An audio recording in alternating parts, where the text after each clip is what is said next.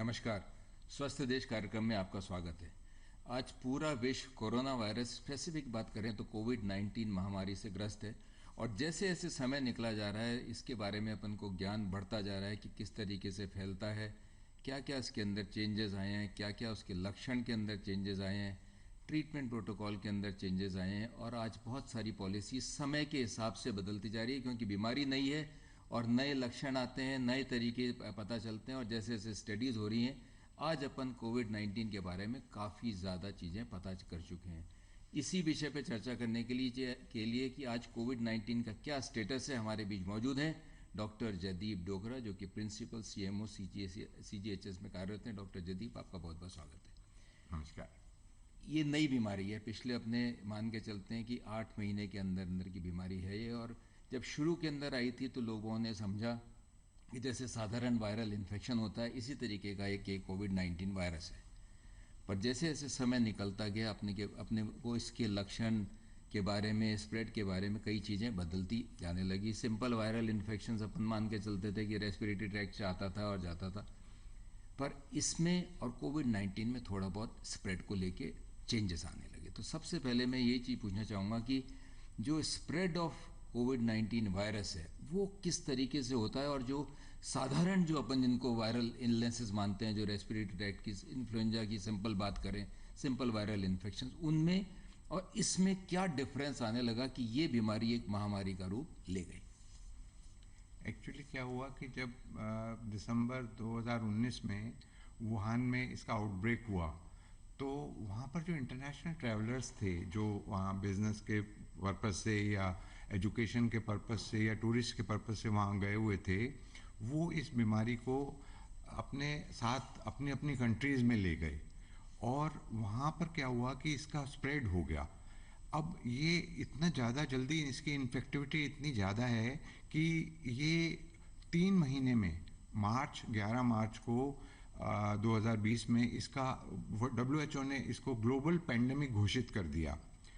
इसमें क्या है कि जो मोड ऑफ ट्रांसमिशन है वो होता है जैसे कि अपना जो खांसी और छींकने से, जो खांसी है और जो छींकना है, जो खांसी में क्या होता है कि जो ड्रॉपलेट्स जो हैं जो अपन खांसते हैं, जब उसके ड्रॉपलेट्स हवा में जाते हैं वो ड्रॉपलेट्स 3 फुट, पहले हम मान रहे थे कि 3 फुट तक वो जाते हैं और 3 फुट के बाद वो सेटल डाउन हो जाते हैं, और जब छींक आती है तो ये जो ड्रॉपलेट्स हैं ये करीब करीब 6 फुट तक जाते हैं और ये क्या करते हैं, जो हवा में छोटे छोटे वो कण घूम रहे होते हैं उनके साथ वो अपलोड हो जाते हैं और फिर ये धीरे धीरे जब सेटल होते हैं छोटे ड्रॉपलेट्स, ये जो फोमाइट्स होते हैं, जो अपने जो मतलब नॉन लिविंग थिंग्स हैं जो हम यूज़ करते हैं, जैसे पेन है या और है ग्लास है या ऐसी चीज़ें जो टेबल पे रहती हैं, उस पे जाके बैठ जाते हैं। और इसमें क्या है प्रॉब्लम कि ये इसका जो इसकी जो डेथ है इस वायरस की इन चीज़ों पर, उसमें मतलब हमारे पास अभी तक है कि 3 दिन तक भी कहते हैं कि वो अलाइव रहता है। तो ऐसे ऐसे देखने में आया कि जब आपका, और इसमें क्या हुआ, जैसे आपका हैंडशेक है जो डायरेक्ट कांटेक्ट है ना, जैसे हमने खांसी करी तो वायरस हाथ में आ गया, फिर मैंने हैंडशेक कर लिया तो मैंने वायरस जो है वो दूसरे आदमी को ट्रांसमिट कर दिया जाने अनजाने में, है ना। और ऐसे इनडायरेक्ट जो है ये फोमाइट से है, तो ऐसे करके ये ट्रांसमिशन इसका बड़ा अजीब सा था। वैसे नॉर्मल वायरस का भी ऐसे ही होता है, बट इसमें क्या है कि इसका जो स्टे है जो नॉन लिविंग चीज़ों पे, जैसे ग्लास में और जैसे स्टेनलेस स्टील पे, प्लास्टिक में, ये 3-3 दिन तक कहते हैं कि ये अलाइव रहता है।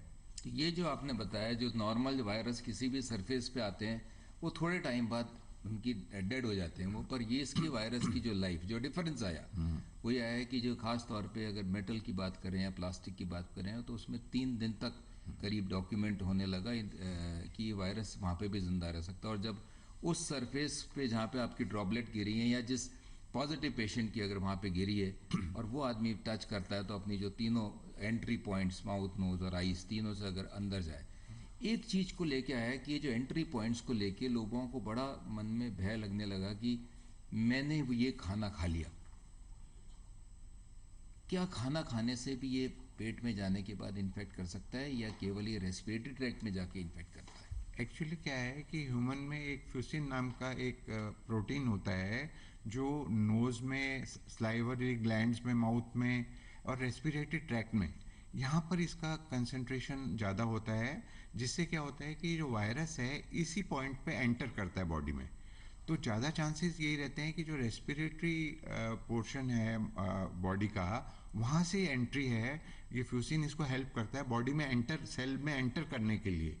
तो एंट्री यहाँ से, अब एंट्री यहाँ से है तो डिस्चार्ज भी यहीं से है। तो वो ये बहुत इम्पोर्टेंट है। शुरू में मतलब ये आ रहा था कि इसको कैसे अपन देखेंगे, तो बहुत इम्पोर्टेंट है कि इसका ये जो ट्रांसमिशन है अगर रोक लेंगे तो हम जीत जाएंगे, क्योंकि अनजान चीज़ है हमारे लिए, ये अभी बिल्कुल नई डिजीज़ है। आप ये देखेंगे कि सब लोग इसका इलाज तो बता देंगे, पर डिजीज़ के बारे में ही नहीं पता है तो इलाज तो आगे बहुत दूर की बातें हो जाएंगी, संभावना उसकी। तो इसका मतलब है कि खाने से अगर अपने पेट के अंदर जाएगा तो उसके चांसेस ऑलमोस्ट निल हैं हाँ। कि आपको इन्फेक्ट करे। इट इज रेस्पिरेटरी ट्रैक्ट, हाँ, जो कि जहाँ पर वो फ्यूसिन होता है, जहाँ पे फ्यूसिन होता हाँ, है, हाँ, वहीं से वो अंदर, वहीं से वो एंट्री, सेल के अंदर एंट्री वहीं से होगी और वहीं से निकलेगा। डॉक्टर डोगरा, इनिशियली ये आया कि ड्रॉपलेट से ही फैलता है, और ड्रॉपलेट सबसे इम्पॉर्टेंट अपन ने माना कि जो स्प्रेड हुआ वो it is because of mainly droplet.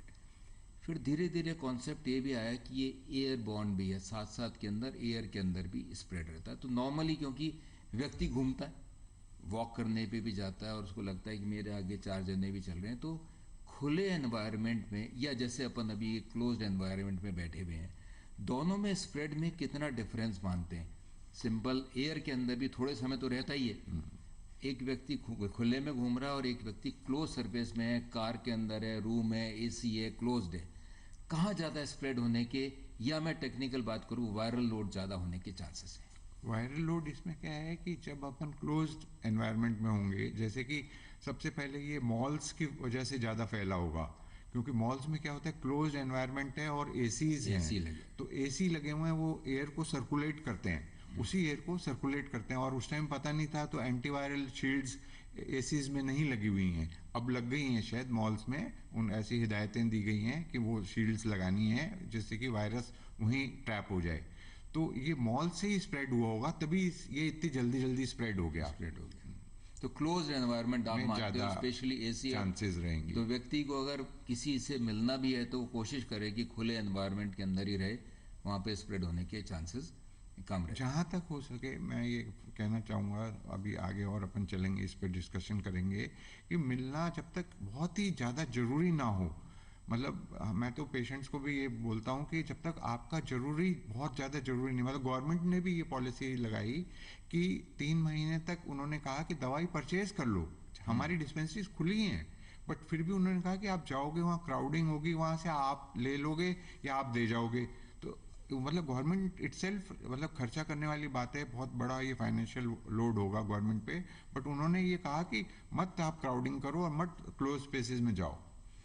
Doctor Dogra, symptoms की बात आती है क्योंकि ये रेस्पिरेटरी ट्रैक्ट का वायरस है, और सिंपल जितने भी इन्फेक्शन होते हैं अपन जिनको साधारण वायरल इन्फेक्शन मानते थे और अभी भी जो होते रहते हैं, वो खांसी जुकाम बुखार के सिंपल सिम्टम्स चलने लगे। पर जैसे जैसे टाइम चेंज होता गया या बढ़ता गया, अपने पास वेरियस सिम्टम लेके लोग बाग प्रेजेंट होने लगे। तो मैं चाहूँगा कि एटिपिकल जो प्रेजेंटेशन है या जो नॉर्मल सिम्टम्स के अलग सिम्टम्स हैं, वो क्या क्या लेके पेशेंट्स आने लगे हैं? क्या हुआ कि ये देखा गया कि नॉर्मली ये ILI लाइक इलनेस है, मतलब इन्फ्लुएंजा लाइक, नॉर्मल जैसे जुकाम की तरह। 85% केसेस में हम देखते थे कि ये जुकाम की तरह हुआ। अभी भी लोग कहते हैं कि जहाँ स्लम एरियाज हैं वहाँ पर लोगों को हो गया है और लोगों को पता ही नहीं चला है। हाँ, ज़्यादा फिगर्स नहीं है वहाँ से, फिगर्स नहीं है, और मतलब उनको कुछ हुआ ही नहीं है ना। 85% केसेस में होता ही नहीं है, इसीलिए इसका डर कुछ लोगों में कम है, और इसीलिए वो इतने आराम से घूम रहे हैं बिना मास्क लगाए हुए, क्योंकि डर नहीं है। पर मैं एज ए डॉक्टर आपको ये बताना चाहूँगा कि ये एक हमारा अदृश्य दुश्मन है जो हमें दिख नहीं रहा है, और 15%, 10 से 15% केसेस में ये सीरियस होने वाला है, और वो उनमें होने वाला है जो आपके माता पिता हैं बुजुर्ग, जिनमें आपको और कोई डायबिटीज़ जैसी बीमारी या हार्ट की बीमारी से और पहले से ही ग्रसित हैं, है ना, तो उनमें ये सीरियस होने वाला है। तो आपको नहीं भी होगा, पर आप उसको घर में ले आएंगे और फिर बहुत बड़ी प्रॉब्लम खड़ी हो जाएगी आप ही के घर में। तो मैं यहाँ स्ट्रेस करना चाहूँगा कि हमें इसीलिए इसका ध्यान रखना है, क्योंकि ये 15% केसेस में बहुत बड़ी मुसीबत देने वाला है, जहाँ तक अपने को आईसीयू का रिक्वायरमेंट हो जाएगा, वेंटिलेटर का रिक्वायरमेंट हो जाएगा, और फर्टिलिटी बहुत रेट उसमें ज़्यादा होता है, जो 15% केसेस मैं बता रहा हूँ आपको। ये बिल्कुल आपने सही बात की, क्योंकि स्पेक्ट्रम ऑफ इलनेस की बात करें तो एसिम्टोमेटिक एक बहुत बड़ा फिगर है, जिनको पता ही नहीं, हल्के फुल्के सिम्टम हुए या नहीं हुए या बिल्कुल भी सिम्टम नहीं है, उनका बहुत बड़ा फिगर है। और यही सबसे बड़ी प्रॉब्लम है इस इलनेस के अंदर, कि उनको पता ही नहीं है, वो सोचते हैं मुझे कुछ भी नहीं हुआ, और वो अपने पेरेंट्स या जो हाई रिस्क ग्रुप में, चाहे वो प्रेग्नेंट फीमेल्स हों हाँ, या प्रेग्नेंट फीमेल हैं, जैसे आपने बताया कि डायबिटिक पेशेंट्स हैं घर पे, या बुजुर्ग लोग बुजुर्ग लोग कार्डियक हैं। पेशेंट्स हैं, हाँ, उनको अगर ये प्रॉब्लम हो जाएगी तो स्पेक्ट्रम के अंदर वो फिर हाँ, सीरियस इलनेस के सीरियस अंदर इलनेस हो आ जाएगी। सकते हैं। इसमें अब जो नए सिम्टम्स निकल के आ रहे हैं, हम ये देख रहे हैं कि लोग कह रहे हैं हमें स्मेल नहीं आ रही है ना, खुशबू नहीं का पता नहीं चल रहा, टेस्ट का पता नहीं चल रहा, और जो वायरस के जो प्रॉब्लम्स होती हैं, जैसे कि बॉडी एक्स हैं, लूज मोशंस हैं, ये इनसे भी प्रेजेंटेशन हो रहा है। तो हमें बहुत चौकन्ना रहना है। कोई भी इलनेस है, क्या है कि आदमी समझता है कि मैं कोई प्रॉब्लम हो गई तो मुझे क्वारंटाइन कर देंगे और वो हॉस्पिटल में ले जाएंगे। डरना नहीं है, अपने घर में चाहे क्वारंटाइन हो चाहे हॉस्पिटल में हो, हमें होना है, क्योंकि हम एक बहुत देश के लिए सोचना है। हम फैला देंगे ये प्रॉब्लम अगर हमने इसको लाइटली लेंगे तो। डॉक्टर डोगरा, कहा जाता है कि अगर अपन दोनों को देखें, जिस समय कोरोना यहाँ था तो डर लोगों को यहाँ था, बिल्कुल। आज डर यहाँ है और कोरोना यहाँ हाँ, है। ऑपोजिट हो तो गया। आप ये मानते हैं कि ठीक है, लोगों को इसके बारे में तो ज्ञान हुआ, पर लोग बाग अभी भी नेग्लिजेंट हैं और इसी वजह से इन्फेक्शन फैल रहा है। मैं आपको एक एग्जांपल देना चाहूँगा। ऐसी कंट्रीज़ हैं जैसे कि सियोल, मतलब ये सऊदी कोरिया, साउथ कोरिया, और जैसे जापान। यहाँ लोग जो हैं वो नॉर्मली रोज़ नियम से मास्क लगाते हैं, और ऐसा देखा गया कि इन कंट्रीज़ में ये बहुत कम फैला, ना के बराबर। तो मैं ये कहना चाहूँगा कि आप ये समझें कि मास्क, अगर मास्क हमने कह दिया मास्क लगाना है, आप हम देखते हैं, हम एज ए डॉक्टर है ना, जहाँ पर भी जाते हैं वहाँ देखते हैं कि जो मास्क लगा हुआ है लोगों के, वो भी सिर्फ फैशन के लिए लगाया हुआ है, और या पुलिस के डर से या किसी और के डर से ऐसे लगाया हुआ है कि बस मास्क लगाया हुआ है, नाक से नीचे करा हुआ है। अब अगर नाक से नीचे अगर मास्क है तो आपको इन्फेक्शन होने का चांस पूरा है। अगर मुंह से नीचे मास्क है तो आपका फैलाने का चांस कम बढ़ जाएगा। बट अगर नाक से नीचे का आपने मास्क लगाया या नहीं लगाया, बेकार है। और ऐसी आंख से भी, आजकल जो चौथी चीज आई है, मास्क और हैंड सैनिटाइजेशन, और इसके अलावा जो चौथी चीज आई है वो है फेस शील्ड। आंख से भी इन्फेक्शन हो सकता है। ये अभी लेटली बिल्कुल हम डॉक्टर्स यूज कर रहे हैं फेस शील्ड, और बचे हुए हैं। हम डॉक्टर्स सब कुछ यूज करते हैं, सारे प्रिकॉशंस यूज करते हैं, तब भी कुछ पता नहीं कि क्या होगा। हम भी डर डर के जी रहे हैं। बट मैं आपको डराना नहीं चाहूँगा, बट एहतियात रखने के लिए इंसिस्ट करूँगा कि एहतियात रखें। एक फौज का नियम है कि डिसिप्लिन, जैसे मान लो नया नया जो फौज में जाता है, उसको जैसे एक दिन दाढ़ी नहीं बढ़ाई, 2 दिन दाढ़ी नहीं बढ़ाई, है ना, तो वो क्या है कि इसमें होता है, उन जो उसका जो ऑफिसर है या दूसरा जो उसका साथी है, वो उसको, उसका नियम होता है कि रोको और टोको, उसको शेम करो कि तुमने वही दाढ़ी क्यों नहीं बनाई। तो ऐसे ही मैं आपको सबको कहना चाहूँगा कि रोको और टोको। आपको लगता है कि मास्क किसी ने नाक के नीचे लगाया हुआ है, तो आप उसको प्यार से कहो कि भैया इसको मास्क को नाक पे नहीं लगाने का कोई फायदा ही नहीं है, ऊपर लगाओ इसको, है ना। ऐसे गमछा बांधा हुआ है तो उसको कहो भाई गमछे से नहीं चलेगा, मास्क लगाओ, क्योंकि ये बहुत इंपॉर्टेंट है अपने देश के लिए। हमने जो भी करना है वो हमने देश के लिए कर रहे हैं। बिल्कुल सही बात कही कि लोग बाग मास्क को नीचे लगा लेते हैं। अब अगर नीचे लगा लेते तो एक बहुत इंपॉर्टेंट पॉइंट आता है कि गलती से ड्रॉपलेट अगर आपके यहाँ आके लगी हुई है और आपने वही मास्क नीचे किया और उसी मास्क को वापस ऊपर कर लिया आपने, तो ये जो ड्रॉपलेट का इन्फेक्शन है वो आपके अंदर चले जाएगा। और बिल्कुल जैसे डॉक्टर डोगरा ने कहा कि लोबा अगर नाक से नीचे कर रखा है तो बेटर है कि आप मास्क नहीं लगाएं। और दूसरी चीज़ है कि लोग यूँ लटका के रख लेते हैं मास्क को, वो मास्क आपका कहीं सरफेस पे टच कर रहा है और वही अंदर वाली सरफेस आपके नाक पे आ गई तो बल्कि आप ज़्यादा इन्फेक्ट हो सकते हो। और डॉक्टर ओगरा गवर्नमेंट की 3 चीज़ों पे स्ट्रेस किया और वाकई WHO की भी गाइडलाइंस में है कि अगर 3 चीज़ों का पालन करे व्यक्ति तो ये इन्फेक्शन होने के चांसेस बिल्कुल नगण्य है। वो है फिजिकल डिस्टेंस। मैं कहूँगा सोशल डिस्टेंस वर्ड को मैं हटाता हूँ क्योंकि आप सोशली तो कनेक्टेड रहो भले, पर फिजिकल डिस्टेंस जो है 6 फुट का मिनिमम है। Secondly hand washing, and thirdly mask. एक तो आपने इशू बता दिया कि मास्क को जो है ऐसे नीचे रख के और ऊपर या नीचे रख के का कोई फ़ायदा नहीं है, बल्कि आपको नुकसान भी दे सकता है। दूसरी चीज़ आ जाती है हैंड वॉशिंग को लेकर, मैं आपको बता वो आप बताइए, इसके बारे में। मैं इसमें यहाँ एग्जांपल देता हूँ जो मेरी बात सुनते हैं उनको, कि ये एक जो बीमारी है ये जंगल में आग की तरह है। अगर आपने जंगल में आग को देखा हो तो आपने देखा होगा कि अगर विंड वेलोसिटी, अगर हवा तेज चल रही होती है तो जंगल की आग बहुत जल्दी जल्दी फैलती है। तो इस बीमारी का जो R0 है, जो रिप्रोडक्शन नंबर है, वो बहुत हाई है। मतलब नॉर्मली हम मानते हैं कि रिप्रोडक्शन नंबर 1 होना चाहिए, तो बीमारी धीरे धीरे चलती है। अगर 2.5 होता है रिप्रोडक्शन नंबर तो लीनियर ट्रांसमिशन होता है 1 से 2.5 जनों को। और इसमें एक्सपोनेंशियल ट्रांसमिशन है कि बीमारी बहुत जल्दी जल्दी, इसकी इन्फेक्टिविटी रेट ज़्यादा है, तो हमें बहुत एहतियात रखनी है।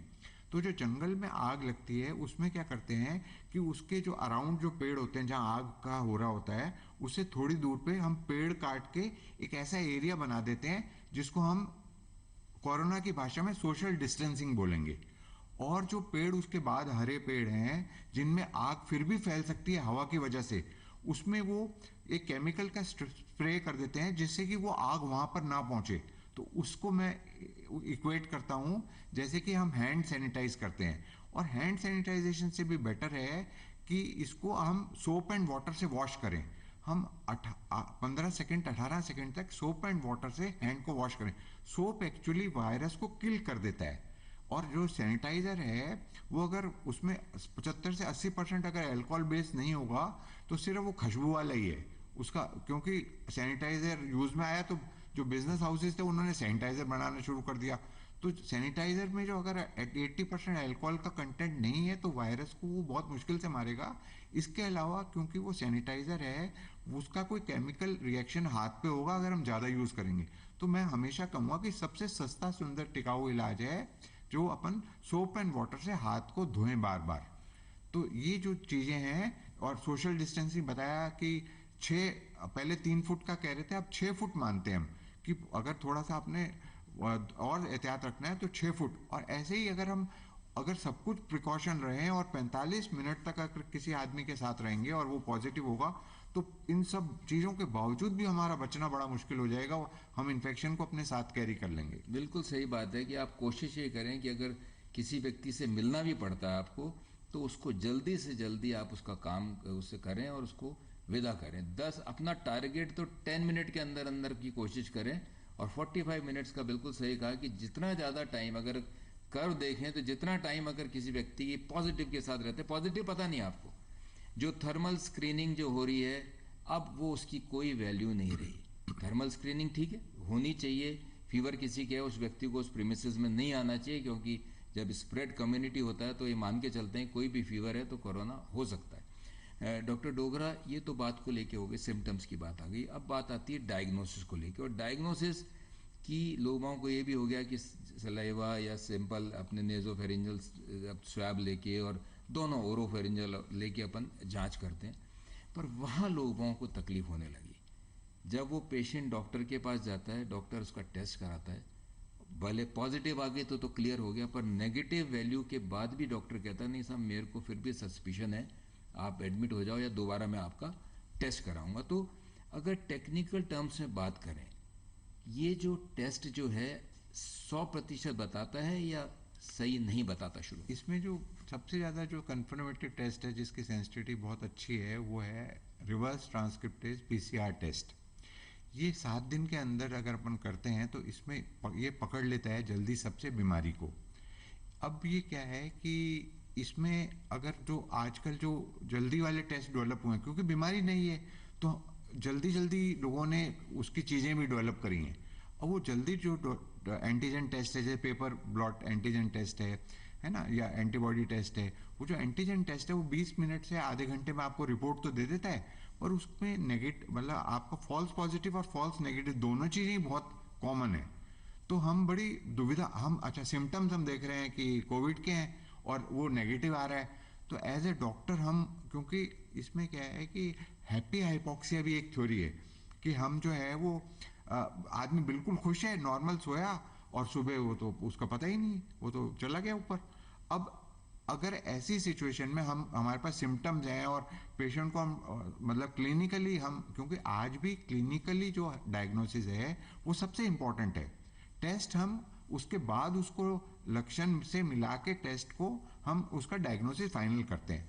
तो वो टेस्ट जो है वो अगर हमें लग रहा है कि पॉजिटिव है तो, और आपके हाइपोक्सिया हो रहा है, हम वो पल्स ऑक्सीमीटर लगा रहे हैं वो 90 88 85 ऐसे जा रहा है, तो हमें समझदारी है कि एडमिट कर लें। और उसके अलावा जो उसके जो रेस्पिरेटरी टेस्ट हैं जैसे कि सीटी स्कैन है या उसका एक्सरे चेस्ट ही है, ये बहुत इंपॉर्टेंट है उसको हमारे उसके साथ जोड़ने के लिए। बिल्कुल सही कहा कि जिस पेशेंट के क्लिनिकल हाई सस्पिशन है उसके आगे भी टेस्ट करा के उसको कंफर्म किया जाता है। तो केवल एक नेगेटिव रिपोर्ट से ज़रूरी नहीं कि आपकी डिजीज़ नहीं है, और दूसरी चीज़ पॉजिटिव रिपोर्ट से भी घबराने की ज़रूरत नहीं है, क्योंकि जो एसिम्प्टोमेटिक है जिसमें कोई कॉम्प्लिकेशन नहीं है वो एक बहुत बड़ा फिगर है। हिदायत रखें, दूसरों को नहीं फैलाएं, सबसे महत्वपूर्ण बात यही मानी जाती है।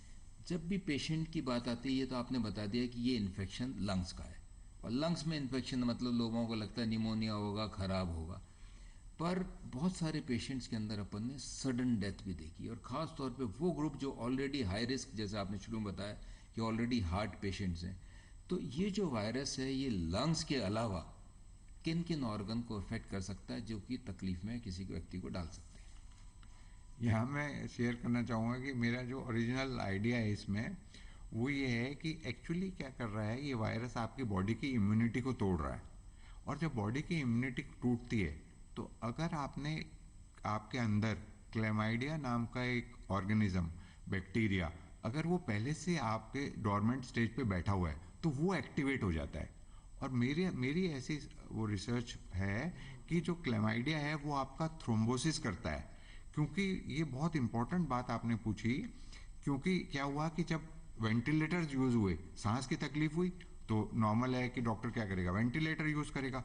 तो जब वेंटिलेटर्स यूज हुए तो उसकी जो पेशेंट की जो ग्रेविटी थी, पेशेंट की जो पोजीशन थी वो और खराब हो गई। तो ऐसा माना गया शुरू में कि ये तो नॉर्मल है, बहुत ही बीमार आया था और खराब होना भी वाजिब है, मतलब हो सकता है खराब। बट जब उन्होंने देखा कि हमने सिर्फ नाक से उसको ऑक्सीजन दी तो उसमें हमें बेनिफिट मिला ज़्यादा।